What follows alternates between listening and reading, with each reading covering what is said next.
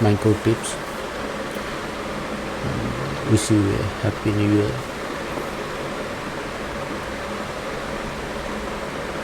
Okay, let's begin with the series, that is interview series. Basically,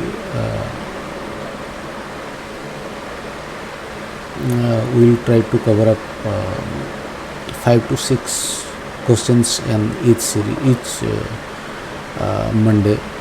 That whether it's Swift programming, whether it's Flutter, whether it's Android, or whether it's Xcode, any technical questions, and I will try to cover up different questions in the different time intervals, and I will tag as per the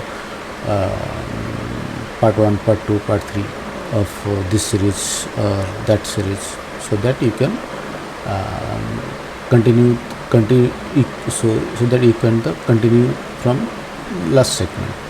Means you will not miss any segment. Means if this Monday I will continue with the Swift series, Swift questions, next Monday I may continue with the 100 questions. So I will separate with the taggings so that you can get it through. Okay, let's begin. In today's series, we will start with Swift questions. There are many Swift questions. I think more than 300 or more than 300 questions. Small, and there are many single line or yes or no type questions. There are many single line answers. There are many multi-line answers, or there are any find the bugs or find out the errors.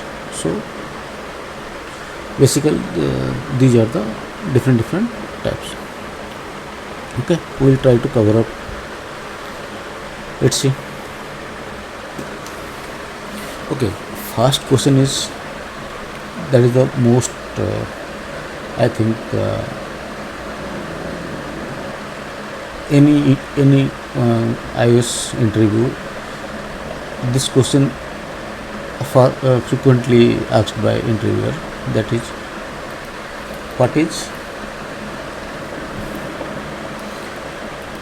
question is this one: what is guard statement in Swift? Okay,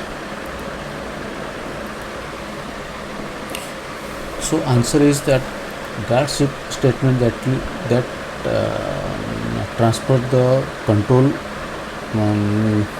or scope of control on some certain conditions. Like if we say that if I say that there is control transfer of control statement of if there is a matching of conditions, if x is equal to y, then go through the loop conditions.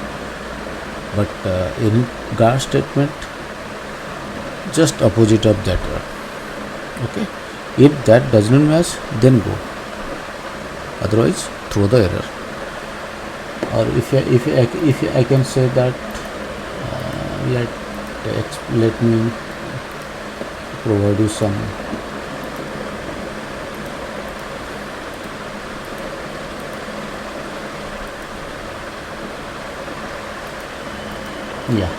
that is the best one.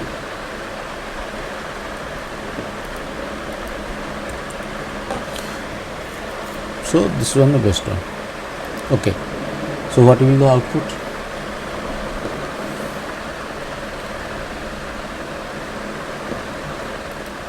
Okay, so here is the guard statement. Guard statement that if I or I remainder 2, that is a remainder of 2 is equal to 0, then this one, otherwise continue. Okay, so what will happen?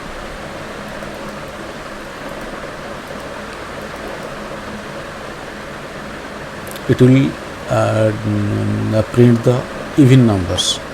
Okay, let me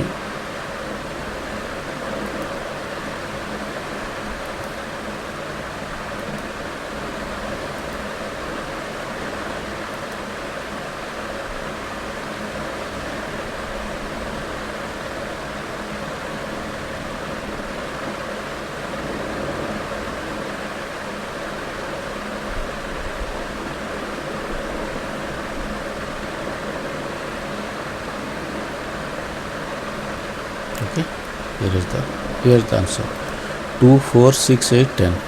Okay, so whenever it comes to the this line, so it will check whether the remainder is 0 or not. If it's 0, then it will exit from this block.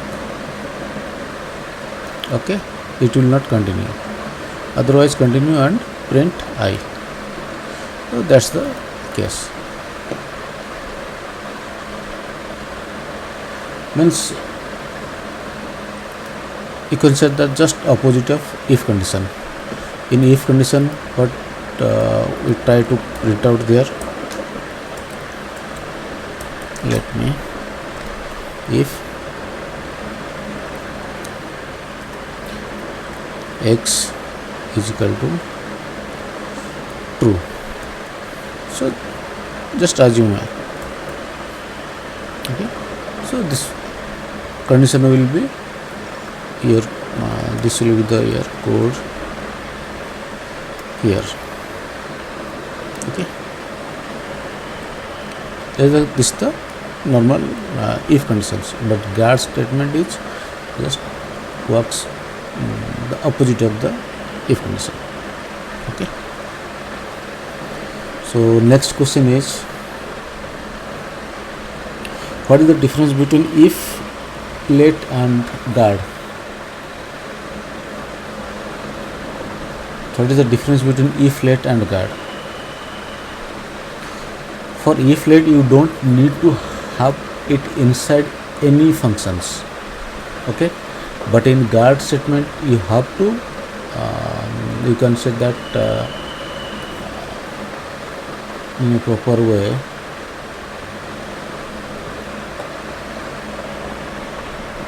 Yeah, someone is trying to explain in better way, I think so. Okay, so this one is the guard statement, and this one is the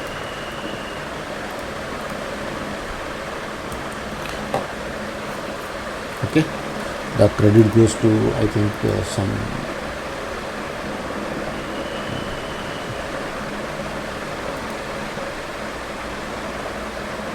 smart guy, but okay. So here let me what is the difference between if, let or guard statement? If, let, that means will create an error because block name is not defined yet. Okay, means if block name is equal to 0, not found. Okay, agar if is equal to 0, then continue and print it. Okay, otherwise it will go to this here, this segment, and print the error. But if in the if condition, if block name is this, then you can only access this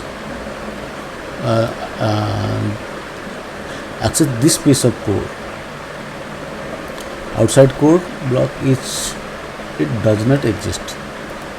If, let. Okay,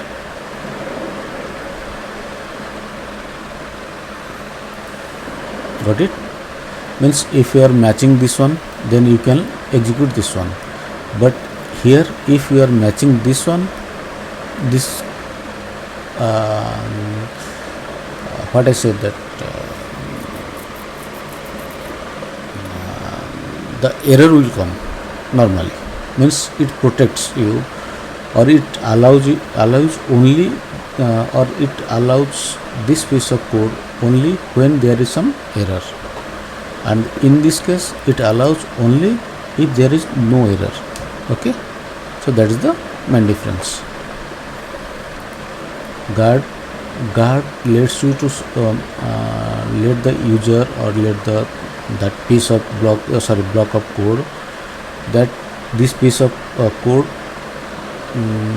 consists any error, then throw that error message or something like that, or return to the main program or main function. Okay, so that is the only purpose, means you can say that just opposite of this one. Okay, will create an error because block name is not defined yet. This will create an error because block name is not yet. Means if you are satisfied with the name, if block name is already defined, okay, then it will go to this one. Okay, if this block is not defined, if it is not, means false, you can assume that this one is false. Okay, false, in this case this piece of code will execute and return to the main program instead of going to this line of code or continuity. Okay, but in the if or late functionality, just opposite. If this line of code matches or executes, if it is true, then the piece of code you can access this piece of code. Okay,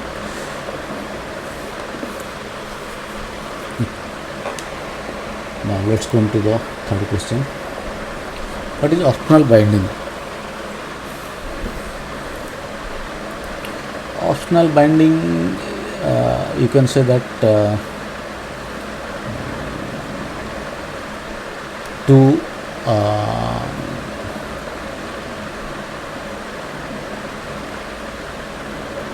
to avoid crashing or to avoid get some nil data. Okay, means in optional binding, that is either a value or a none. In some knowledge, to avoid the forcefully unwrapping, be able to produce hello world, whatever that can. In some knowledge of force unwrapping to be useful, means you can say that you are accessing some value. So what is optional binding? Actually, optional binding is to basically to handle the forcefully unwrapping. Okay, suppose scenario is your this value having some data. Okay, and you are handling this value. Okay, but suppose in some cases there is no value or there is some null data, then what will happen? That section of code will crash or some may crash. So sometimes scenario will occur this one. Okay, if I suppose this one, if I print this one, what will print? Hello. But if I print this one, this crashed. Why? Because there is already nil. To avoid such situation, we are actually, there is a in between process. Okay, what is that? If let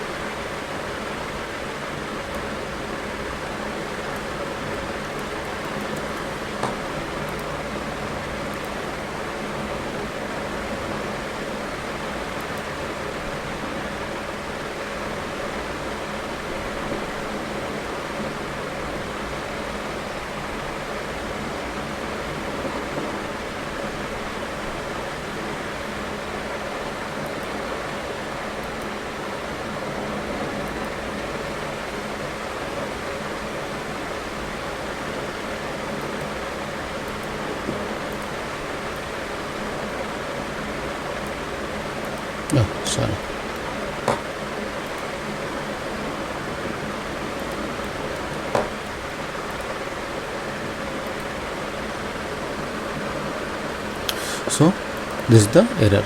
Why? Because we are getting nil value.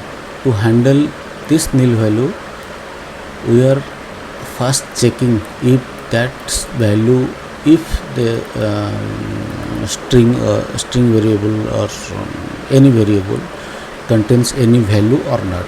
So we are checking this one. So this is called the optional binding. Okay.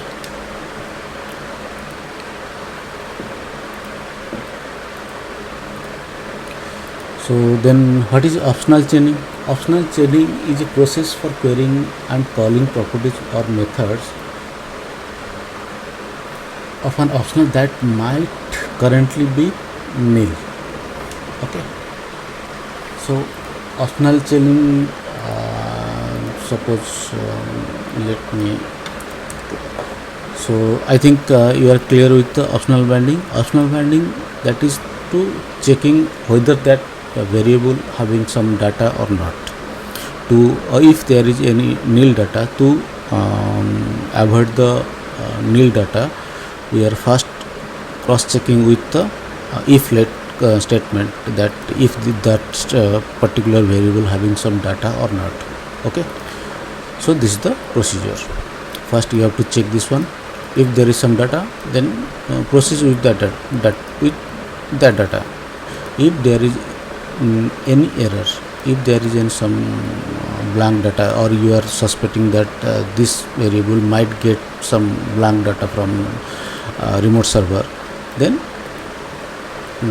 that may cause the applications on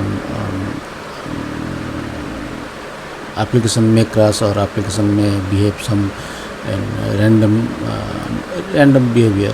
So for to avoid that one, you have to go through this process. Okay. So this was the optional binding. So what is then next question is, what is optional chaining? Normally this what is the optional chaining? Okay. As I said that optional chaining or optional chaining is a process for querying and calling properties. Let me give you some examples so that you can get one. Optional chaining.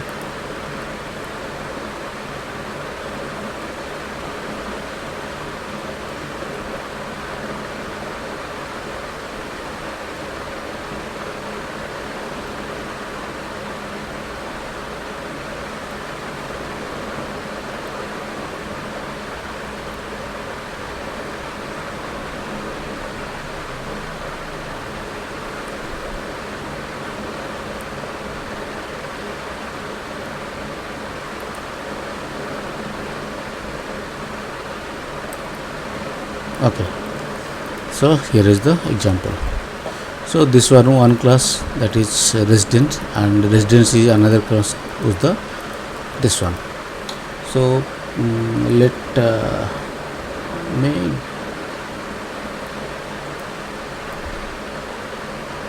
this one.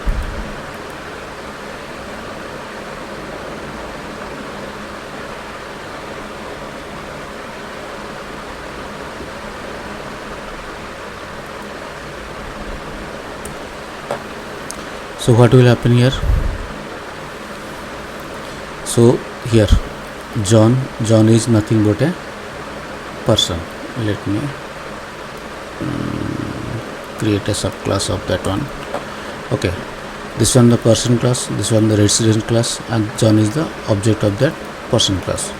Okay, so what will happen? I am cross checking with the room count of John having some resident with the number of rooms. Okay, let's print.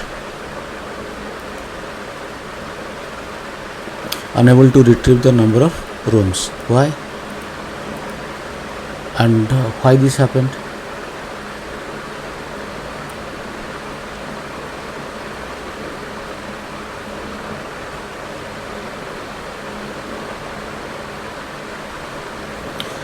Actually the issue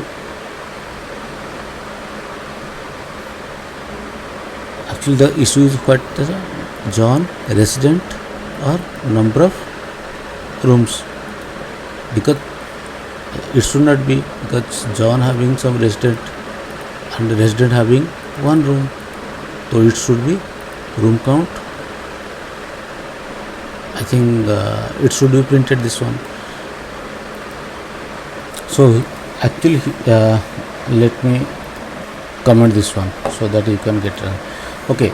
So problem occurs, there is a class called person, there is a class called resident. Okay, there is a object or we or person having a member variable that is residence, and which is a object of residence. Okay, and residence having a member variable that is number of rooms, that the count is 1. So when we create a object of person, so what actually happens that this person creates the object of this one. Okay, not this one. Okay, you are creating a object this one. So by default it has the instance of this one. Okay, but you are not initializing anything. You are not initializing anything of this one. You are initializing this one. Okay, not this one, or you are not initializing resident. Okay, but when I assigned another that is John's residence is equal to is the residence of the this person, what will happen? So it happens that it initializes the object of this resident to the resident of this one, and since it has optional, means you are raising question whether that means optional. Okay, since it is optional, so either it has some value or it's some having none. So by default it took the none. So that's why it counted as a non-existence number, that is the any number that is the unable to retrieve the number of rooms. But while I assign the resident to the this member variable, so in what I said that the object or the number of rooms, the member variable is assigned to this variable. Okay, hope you are getting hope you are understanding the procedure. Okay,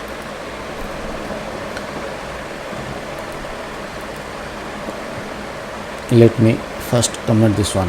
Okay, if I print this one, if I run this one, unable to retrieve the number of rooms, means this one unable to retrieve, means that means room count does not have any rooms. Okay, so this number is not exist.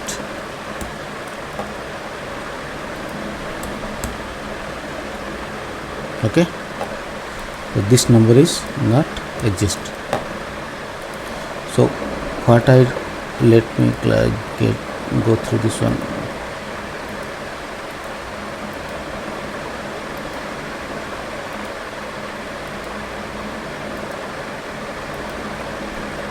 Okay, so John dot resident optional of number of rooms, so did not get any number. But if I assign the John dot data member, that is also a member of that person, okay, which is also a class, this one, okay, optional class. So I assign, then here I create the actually object. It's not object, it's the just optional, just you are assigning some value means with none value, but here I assigned a proper value, that is please create a object of this class.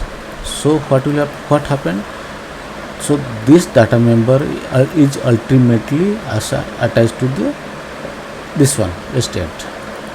Okay, so when I try to get the number of rooms, this time it gets the actually data members.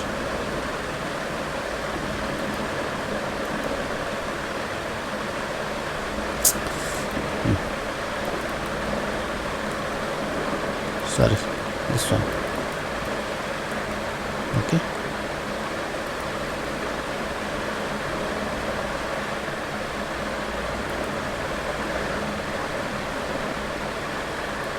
what happened, person, resident, number of John,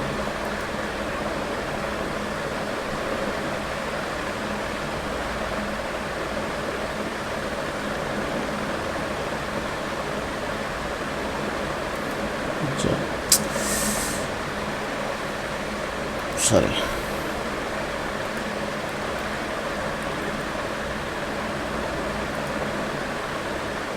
okay, John's resident has one number. So actually this piece of line creates the object of this one, which has a data member. This one is just the or you can say that allocation of that object. It's not initializing, it's just allocating in proper, if I say the proper meaning of this one. Okay, so next question is, what is subscript in Swift? Subscript actually this one.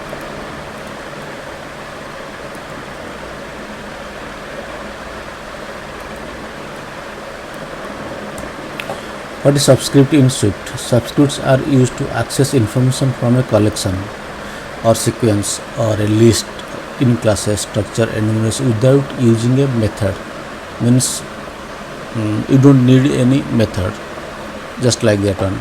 This one is the actually a subscripting an array. So this one value, if I want to access any value from the array, so I just put the index number of that array.